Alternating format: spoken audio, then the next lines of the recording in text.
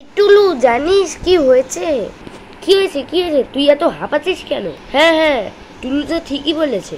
আরে না রে, পাশের গ্রামে নাকি নতুন রেল লাইন তৈরি হয়ে গেছে।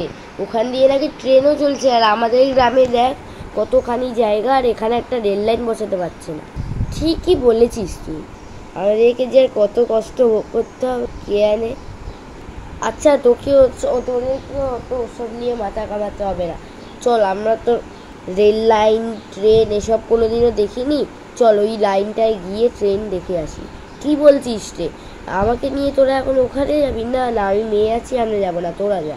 আরে চল না, কিচ্ছু হবে না, আমরা দুজন ছেলে আছি তো, কেউ কিচ্ছু করতে পারবে না, চল আমার সাথে। তুই ঠিক বলছিস তো? হ্যাঁ হ্যাঁ, চল চল। কিরে কেলটু, এবার এগাই তাহলে। দাঁড়া দাঁড়া, 1 সেকেন্ড। কিরে, আবার কি হলো? ওইটা এখান থেকে কতটা দূর? আরে বেশি দূর নয় রে, চল না। আচ্ছা চল চল, তুই যখন এত করে বলছিস তখন কি আর মানা করা যায়? তুই আমার ভাই, চল আমরা ওখান থেকে ঘুরে আসি। হ্যাঁ হ্যাঁ, সেই বরং ভালো হবে, চল। হ্যাঁ চল চল। ওয়াও কেলটু, এত বড় স্টেশন! হ্যাঁ রে হ্যাঁ, তোর ভালো লেগেছে দেখে বুঝি। তুই তো এখনো ঢুকিসই নি, প্রথমেই তোর ভালো লেগে যাবে। ওই দেখ, ওদিকে মালগাড়ি টালগাড়ি দাঁড়িয়ে আছে, এদিকটা কার শেড। চল আমরা বরং প্ল্যাটফর্মে উঠে যাই, সেই বরং ভালো হবে, চল।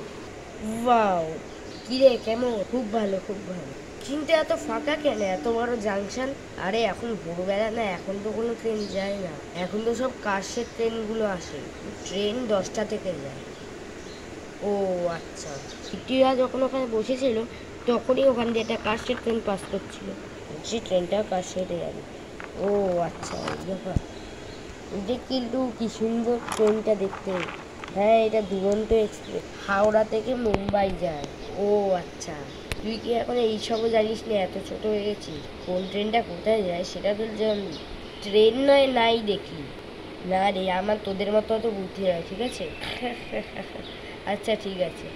এই লাইন দিয়ে একটা কাশের ট্রেন আসছিল। চকেলটু বালি যায়, দাঁড়া যাচ্ছি। আ ওরে বাবারে, পড়ে গেলাম আমি লাইনে। এই কেলটু, বাচ্চা আমাকে।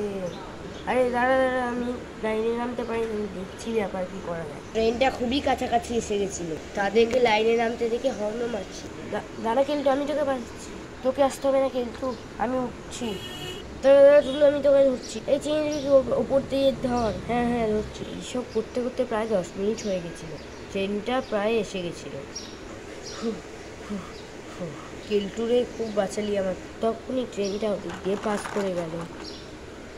সো গাইস, দেখলে তো, এটাও আমাদের সাথে ঘটে যাওয়া একটা সত্য ঘটনা, যেটা আমরা তোমাদের সাথে শেয়ার করলাম।